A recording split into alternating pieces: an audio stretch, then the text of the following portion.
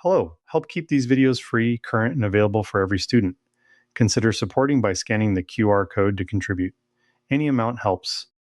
Thank you. If your project will use fresh or frozen tissue, primary cell lines, human or other primate established cell lines, blood products, or other body fluids, you will complete Form 6B. This form always goes together with Form 6A because tissues and body fluids must be risk assessed just like other potentially hazardous biological materials.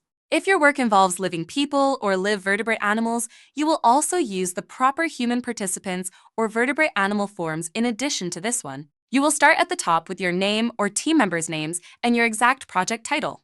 Keep the wording identical to your other forms so reviewers can match everything quickly. Next comes the student section with 3 steps. First, you will check each box that describes what you'll use: fresh or frozen tissue, an organ or body part, blood, body fluids, etc. Check all that apply. This tells reviewers the specific kinds of materials you'll handle.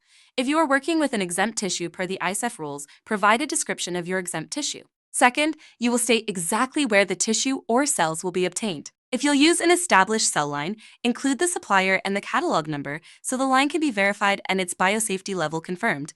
Clear sourcing is required.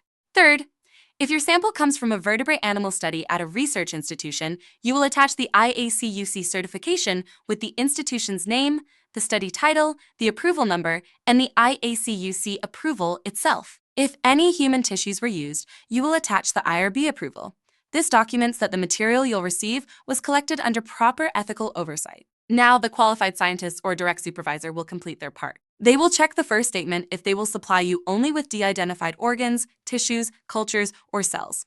And if the original source involved euthanasia, confirm that any vertebrate animals were euthanized for a purpose other than your project. This is how the adult in charge confirms you won't be collecting or handling identifiable tissue yourself. They will also check the OSHA bloodborne pathogen statement if your work will involve blood products, tissues, or body fluids, certifying that everything will be handled according to OSHA 29 CFR 1910.1030. That checkbox tells reviewers that standard infection control practices will be followed. Finally, your qualified scientist or direct supervisor will print their name, sign, and date before experimentation, then add their title, phone, or email, and institution. That date must be prior to any data collection, and it signals that your plan, sourcing, and safety steps have been reviewed and approved. A few success tips so your 6B will be complete and compliant. You will pair this form with 6A, which lays out your biosafety assessment and disposal methods. Tissue studies are handled as BSL-1 or BSL-2,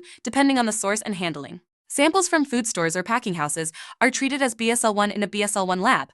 Other sources, including many fresh tissues and identifiable body fluids, can trigger BSL-2 and require a qualified scientist. Always match your disposal to the biosafety level, autoclave, or properly disinfect per rules and SDS guidance. If your tissue came from an institutional animal study, you will include the IACUC documentation. If it is human tissue or identifiable human body fluids, you will include IRB approval. If the animal was euthanized only for your project, that's not a tissue study. That becomes a vertebrate animal project under animal rules, so plan accordingly.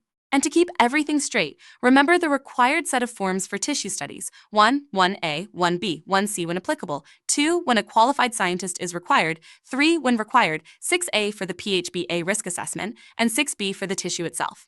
Include the BSL-2 checklist if a non-institutional BSL-2 lab will be used. Submit any changes for reapproval before you resume work. That's it. If you clearly identify what tissue or cells you will use, where they will come from, the approvals that cover them, and you get your qualified scientist or direct supervisor to certify de-identification and OSHA-compliant handling, signed and dated before you begin, your Form 6B will be ready for approval, and your project will be set up to run safely and ethically. Remember, help keep these resources free, current, and available for every student. Consider supporting by scanning the QR code to contribute. Any amount helps. Thank you.